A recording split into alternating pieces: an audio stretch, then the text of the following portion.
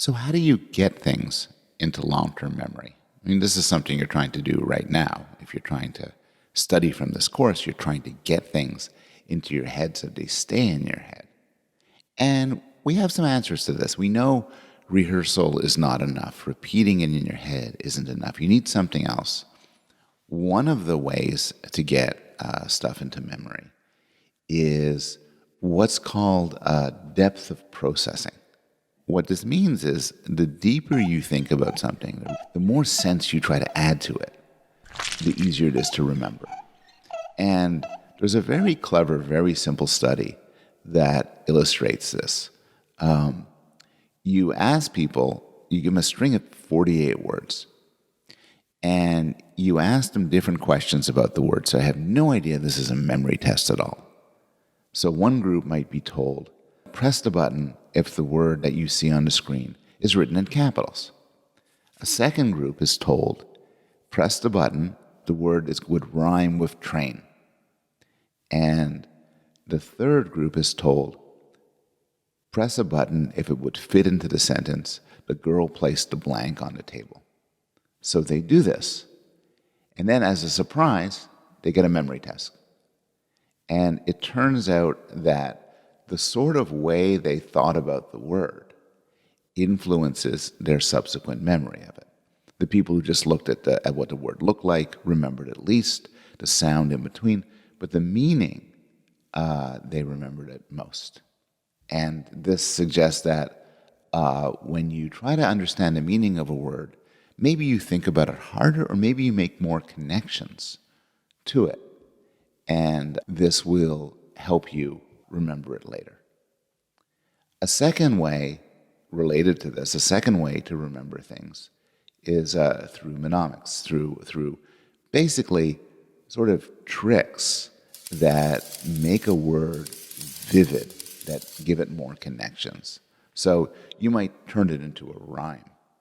You might say, if you want to know what the hippocampus does, a certain part of the brain, you may say, the way I find my way through campus is through what I store in my hippocampus. That's not the best rhyme, but now, probably for the rest of your life, you'll know that hippocampus helps you remember where things are. Or you might use visual imagery.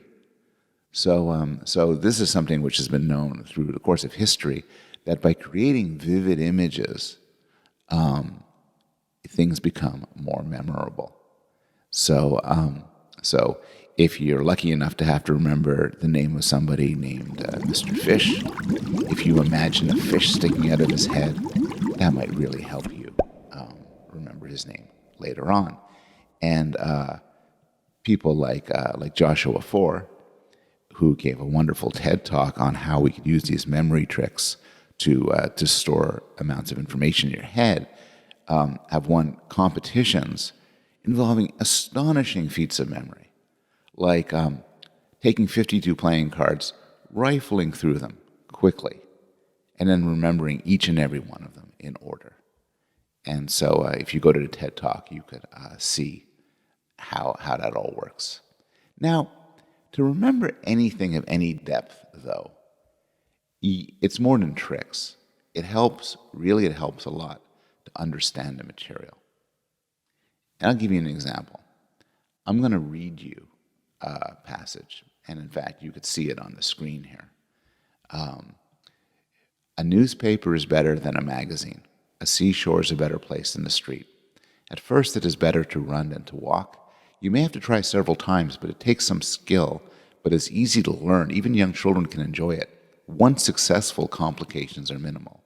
Birds seldom get too close. Rain, however, soaks in very fast.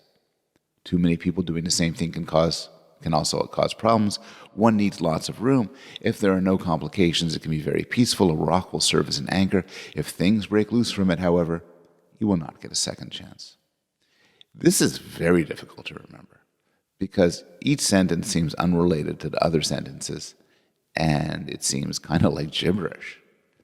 But now you had exactly the same passage, but I tell you, this paragraph is about flying a kite.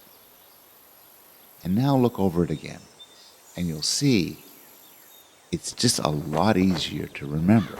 It's a lot easier to remember because you understand it. And I think there's a general moral here, which is to understand things leads you to remember them. And so, going through, say, a course like this, you should struggle to make sense of things. You should actively engage in the ideas. And then as a byproduct of this, they're going to stick in your head for longer.